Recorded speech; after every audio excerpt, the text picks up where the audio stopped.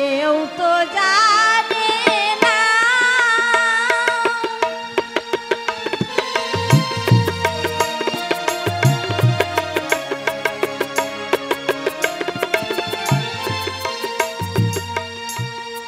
বন পুড়িলে সবাই দেখে, বন পুড়িলে সবাই দেখে, মন পুড়িলে কেউ তো দেখে না।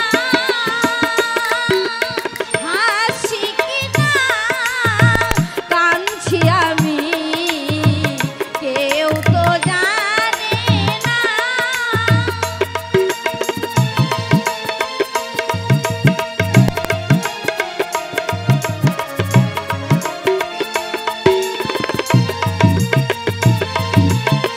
বন পুড়িলে সবাই দেখে, বন পুড়িলে সবাই দেখে, মন পুড়িলে কেউ তো দেখে না। হাসি কিনা কাঁদছি আমি, কেউ তো জানে না। হাসি কিনা কাঁদছি আমি, কেউ তো জানে না। মন্ত্রী, মন্ত্রী জানো, জানো মন্ত্রী জানো, আজ আমার মনের মধ্যে আগুনে লেগেছে। তাই তাই তুমি বুঝতে পারছো না, তাই তুমি বুঝতে পারছো না মন্ত্রী, তুমি বুঝতে পারছো না। এখন রাবণের মনে জ্বলে উঠল প্রধান, মনে পড়লো সেই পুত্র শোকের কথা। তাই সে সগর্বে করে উচ্চারণ, সৈন্যগণ, সৈন্যগণ, চলো চলো চলো যাই সেই সমুদ্র সৈকতে, সমরাঙ্গনে।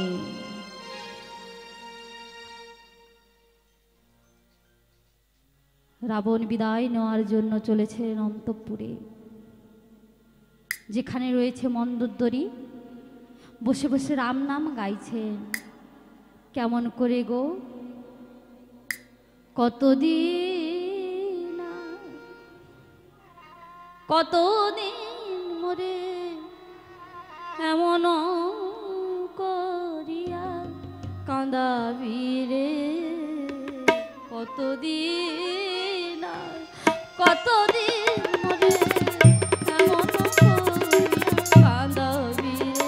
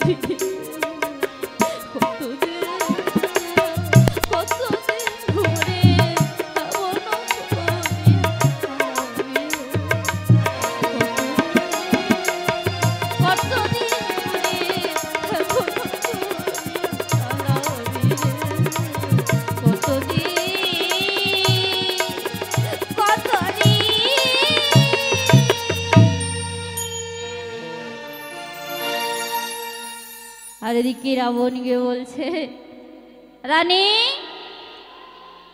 রানী, ও রানী, বাইরে বেরিয়ে এসো একবার। কে কে? ও স্বামী, মহারাজ এসেছেন, মহারাজ এসেছেন, আসুন আসুন। শোনো রানী, আমাকে এক্ষুনি একবার যেতে হবে, আমি তোমার কাছে বিদায় নেওয়ার জন্য এসেছি। তা মহারাজ, আপনি আপনি কোথায় যাবেন মহারাজ? ও আমি কোথায় যাব তা জানো রানী? ওই পাপিষ্ঠ রাম লক্ষ্মণ আমার পুত্র ইন্দ্রজিৎকে করেছে বিনাশ, তাই আমি যাব যুদ্ধে। ওই পাপিষ্ঠ রাম আর লক্ষ্মণকে চির বিদায় দেওয়ার জন্য আমি যাব যুদ্ধে। মহারাজ,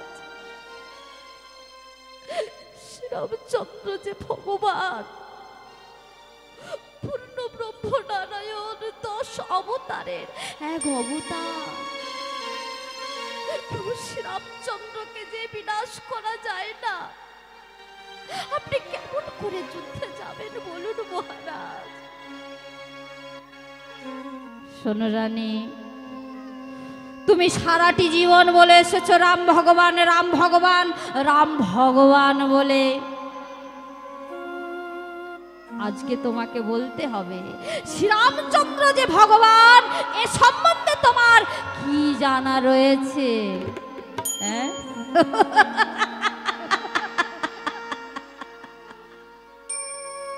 বলো বলো রানী, বলো, শ্রীরামচন্দ্র যে ভগবান এ সম্বন্ধে তোমার কি জানা রয়েছে তা বলো রানী। মহারাজ, মহারাজ গো, জানেন মহারাজ, জানেন প্রভু শ্রীরামচন্দ্রের চরণ পরশে যে পাষাণে উদ্ধার হয়েছিল, এ কথা কি আপনি ভুলে গেলেন মহারাজ?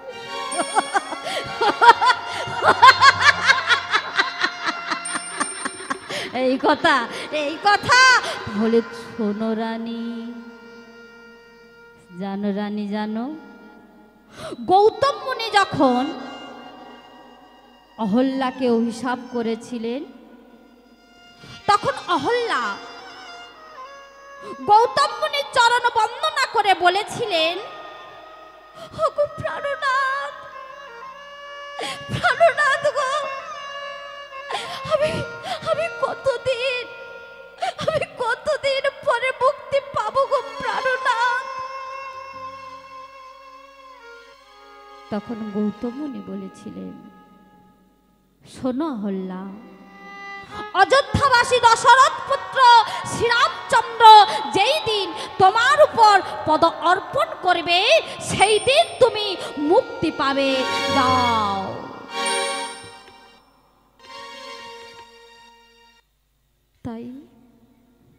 তাই জানো রানী,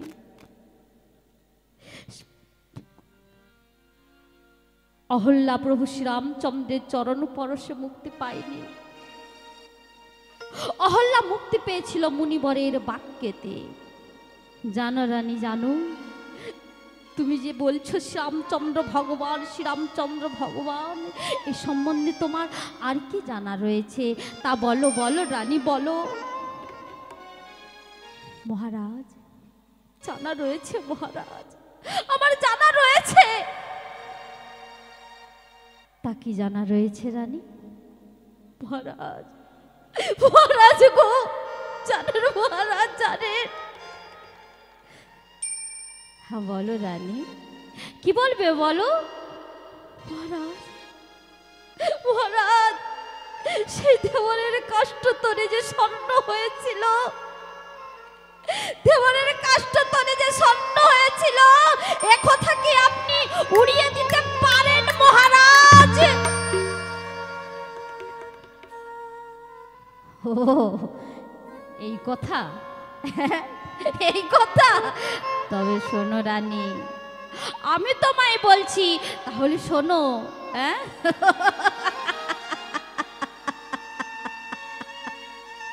জানো রানী জানো, প্রভু শ্রীরামচন্দ্র একদিন এসেছেন দেওরের কাষ্ঠতরীতে পারাপার হওয়ার জন্য। যেই কালে প্রভু শ্রীরামচন্দ্র দেওরের কাষ্ঠতরীতে পারাপার হয়ে গেলেন, দেবর পিছন ফিরে তাকিয়ে দেখলেন তার কাষ্ঠতরীটা স্বর্ণ হয়ে গেছে। হ্যাঁ, এটাই বলতে চাও তো তুমি রানী? হ্যাঁ, তাহলে শোনো রানী শোনো, আমি তোমায় বলছি শোনো। জানো রানী, জানো রানী জানো, একটি বড় মস্ত তাল গাছ রয়েছে, তাতে অনেক তাল হয়েছে, তালগুলো পেকেও গিয়েছে। এমন সময় একটি তাল পড়বে পড়বে, কোথা থেকে একটি কাক উড়েছে সেই তালটির উপর বসল। তালটিও নাড়া পেল। যেই তালটি নাড়া পেল, এইবার সেই তালটি নাড়া পেতেই ঝড় ঝড় ঝড় ঝড় ঝড়াস করে পড়ল।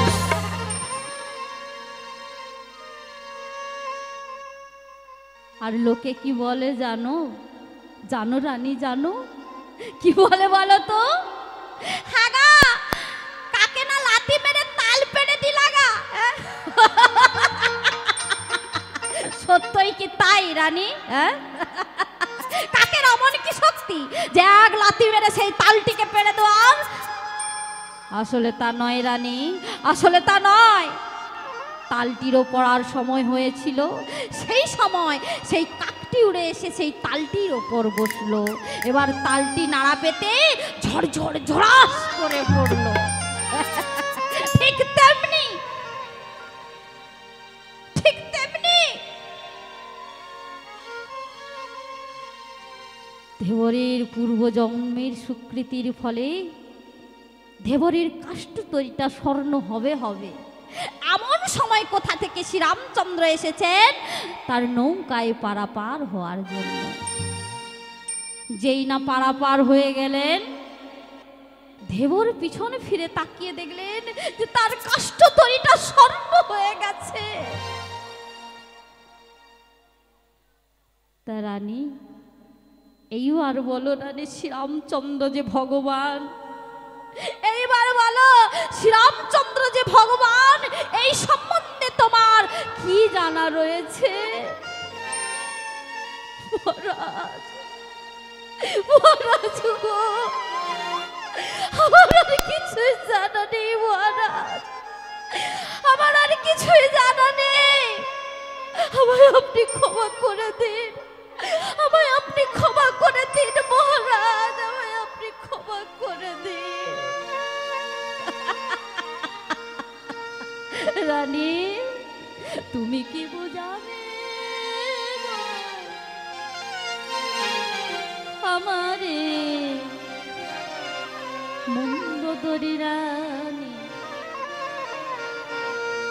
তুমি কি বোঝাবে গো আমারে মন্দোদরী রানী?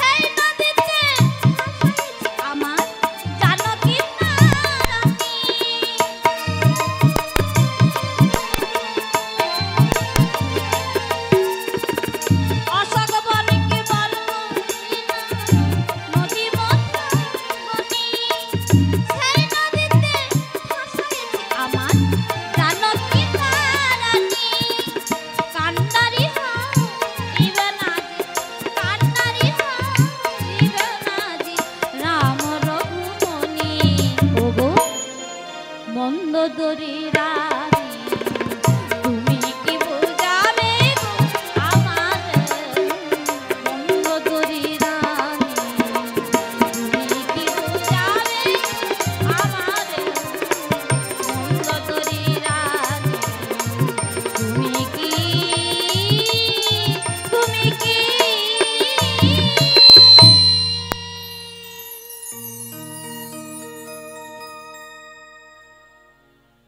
রানী রানী বলো বলো রানী বলো শ্রীরামচন্দ্র যে ভগবান এ সম্বন্ধে তোমার আর কি জানা রয়েছে তা বলো বলো রানী বলো বিলম্ব করো না শুভস্য শীঘ্রম অশুভস্য কাল হারণম মহারাজ মহারাজ গো আমায় আপনি ক্ষমা করে দিন মহারাজ আমায় আপনি ক্ষমা করে দিন আপনি আমাকে ক্ষমা করে দিন মহারাজ আমার আর কিছুই জানা নেই মহারাজ আমার আর কিছুই জানা নেই আমায় আপনি ক্ষমা করে দিন মহারাজ রানী রানী তুমি সারাটি জীবন বলে এসেছো রাম ভগবান রাম ভগবান রাম ভগবান বলে আজ বলতেই হবে রানী শ্রীরামচন্দ্র যে ভগবান এই সম্বন্ধে তোমার আর কি জানা রয়েছে মহারাজ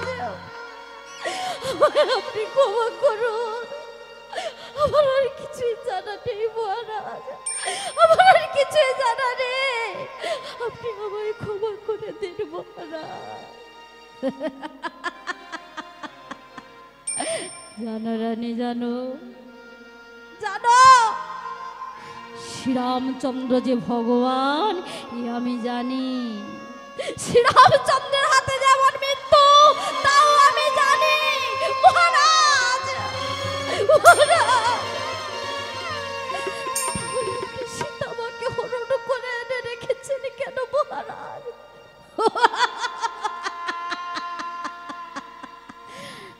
ও তুমি শুনবে রানী তুমি শুনবে আমি কেন হরণ করে এনে রেখেছি জানো রানী জানো আমি শুধু হরণ করে এনে রাখি নাই আমি 10,000 চেড়ে দিয়ে বেত্রাঘাতে শাসন করেছি কেন মহারাজ ওই যে মুখ থেকে রাম নাম ছাড়াবার জন্য মহারাজ না না না চেড়িদের মুখে শুনি নাকি সীতা নাকি অশোক কাননে যখন ঘুমাইয়া থাকে তার জিহা নাকি সর্বদা রাম তাহলে মহারাজ আপনি কেন কেন সীতামাকে হরণ করে এনে রেখেছেন মহারাজ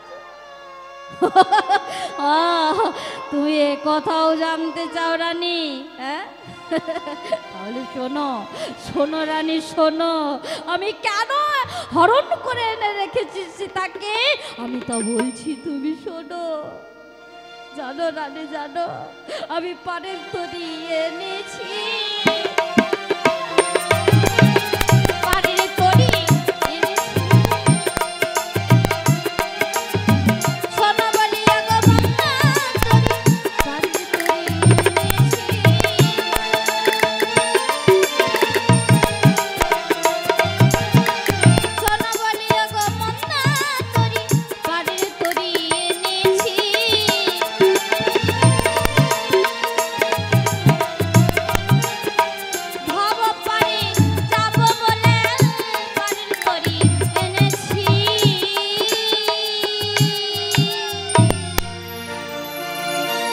লোকে যেমন শেষের দিনে ভবা নদী পার হতে হলে যে তরণীর প্রয়োজন হয় আমি সেই সীতারূপা তরণী রামরূপা কান্নারির সাহায্যে শেষের দিনে ভব নদী পার হয়ে যাব তাই পারের তরি এনেছি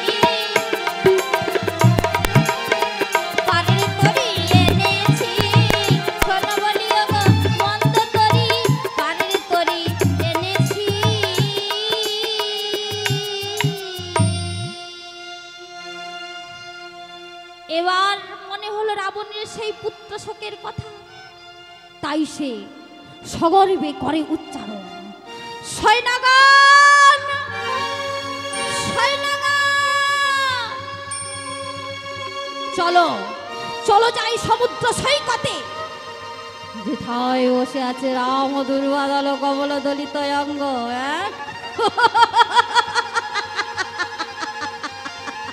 উঠু হুঙ্কার, চলুক টঙ্কার, বাজুক রণবাদ্য।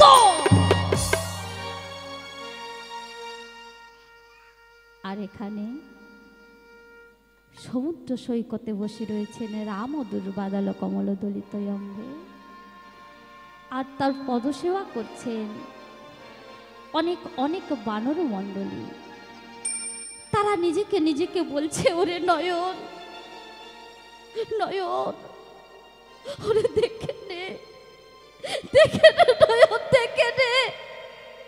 জানিস নয়ন, জানিস যে চরণ দর্শন করার জন্য কত মনের শিখর হাজার হাজার বৎসর ধরে ধ্যান জাগ চক্র করে পায় না রে নয়ন। জানিস নয়ন, জানিস আজ আজ আমরা সেই চরণ দর্শন করতে পেরেছি রে নয়ন। ওরে ওরে নয়ন, দেখে নে, দেখে নে নয়ন, দেখে নে, দেখে নে। দেখ দেখ দেখ দেখ রে, তুই দেখ নয়ন, নয়ন, দেখ দেখ দেখ দেখ রে, তুই দেখ নয়ন।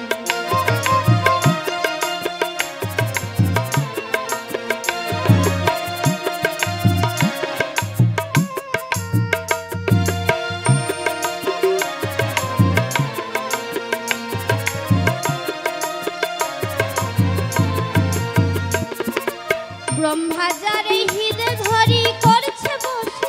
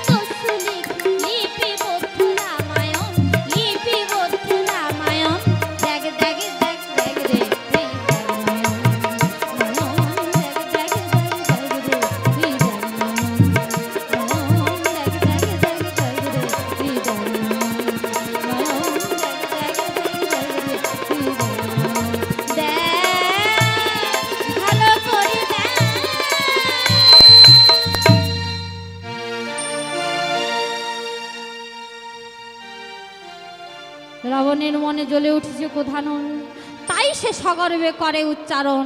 কেমন করে? গর্জন করে চলে মহাবীর, চলে রাজা দশানন। গর্জন করে চলে মহাবীর, চলে রাজা দশানন। দেখিয়া তরে রাখে কোন জন, দেখিয়া তরে রাখে কোন জন,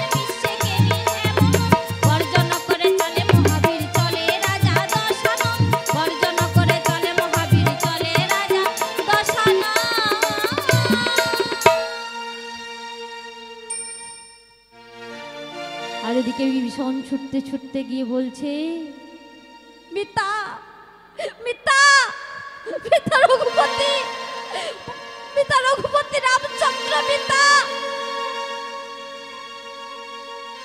মিতা, কি হয়েছে মিতা? বলো মিতা, বলো। মিতা গো, মিতা দেখো দেখো দেখো মিতা, ওই যে রাবণের গলবেশে করেছে অক্ষয় কবচ। জানো মিতা, জানো আমি চাই করতে নাই মিতা, কিন্তু আমি গেলে তো হবে না সীতা মায়ের উদ্ধার, সেই জনমদুখের সীতা মায়ের উদ্ধার। মিতা, তাহলে উপায়? মিতা মিতা, আজ রাবণ গলবেশে অক্ষয় কবচ করেছে ধারণ, তবে কেমন করে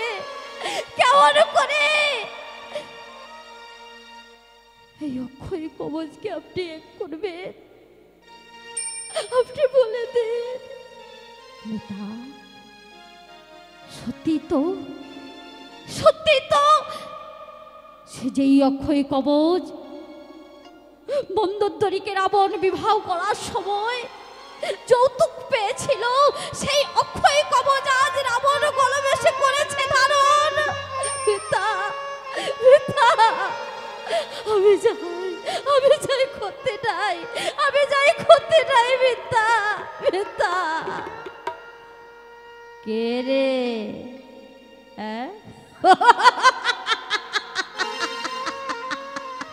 কুলাঙ্গর মাতা জ্ঞাতি শত্রু বিভীষণ, অক্ষয় কবচে তোরে লক্ষ্য পড়ে গেল, তাই না?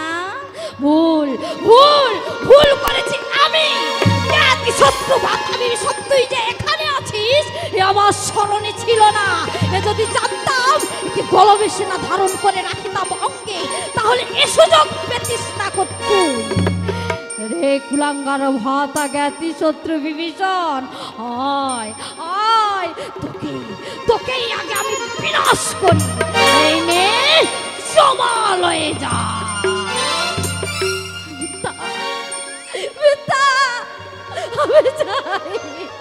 আমি যাই করতে নাই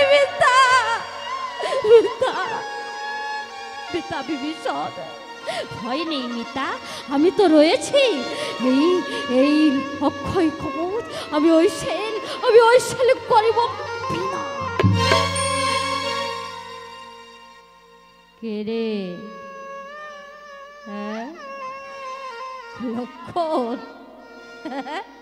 লক্ষণ, আমার এই সেল ব্যর্থ করে বাঁচায়ের বিভীষণে এইবারও মারিসেল বাঁচো দেখি না আপনে।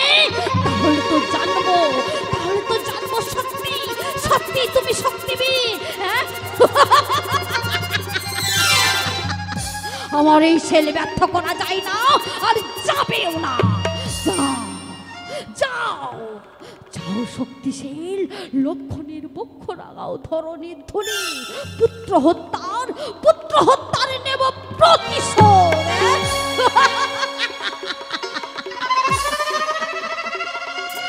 সমানা ভগিনী শক্তিশীল চলিল গভীর গর্জনে।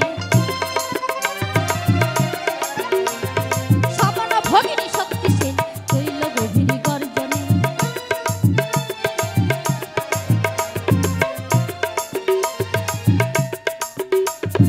সমানা ভগিনী শক্তিশীল চলিল গভীর গর্জনে। ছেলের গর্জনে সাগর কল্লাল, কাঁপিছে ধরণী কাপের সাতাল।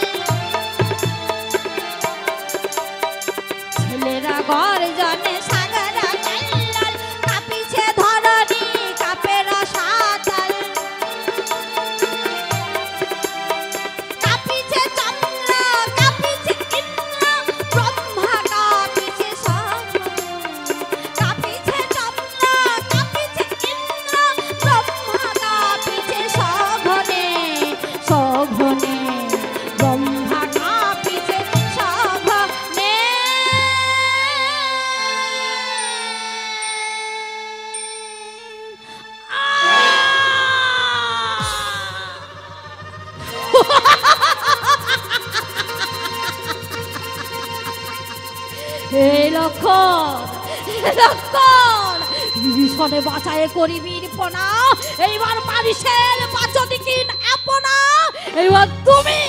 এইবার তুমিও চলে যাও সেই লক্ষণের পাশে। আরে রামচন্দ্র তুমিও নিস্তার পাবে না বন্ধু, তোমাকেও এই পথের পথিক হতে হবে। তবে এখন নয়, আমি একটু বিশ্রাম নিয়ে আসি। সারথি সারথি রথ ফেরা।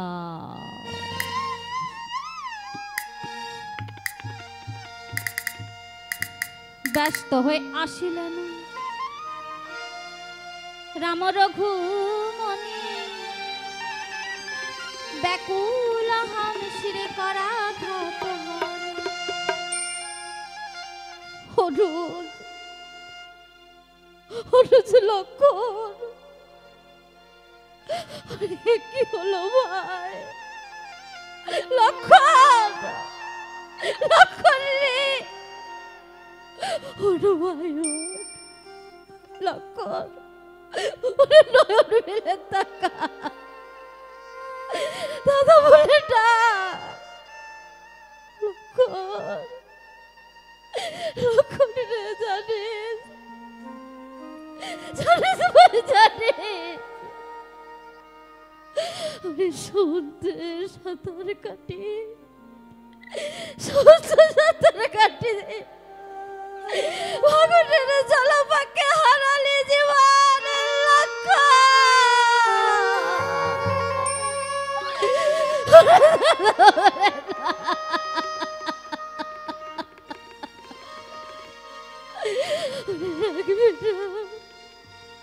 ডাকবে না ভাই একটি বার দাদা বলে ডাক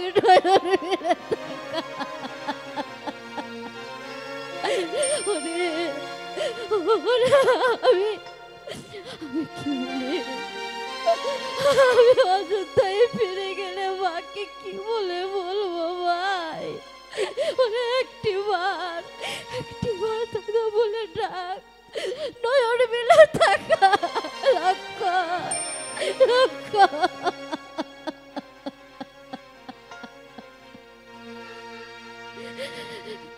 কোথায় গেলি ভাই রে লক্ষণ? কেন তুমি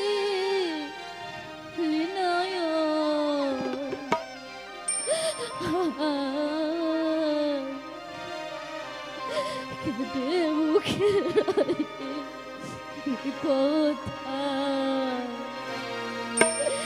কোথা গেলি ভাই?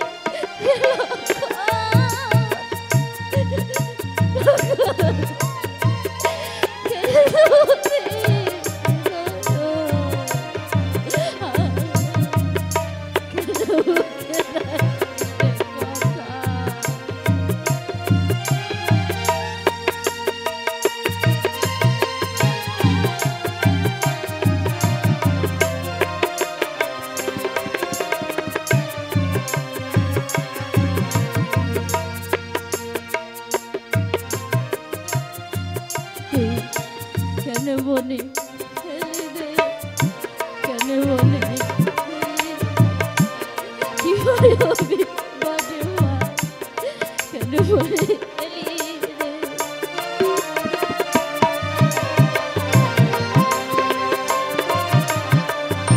কি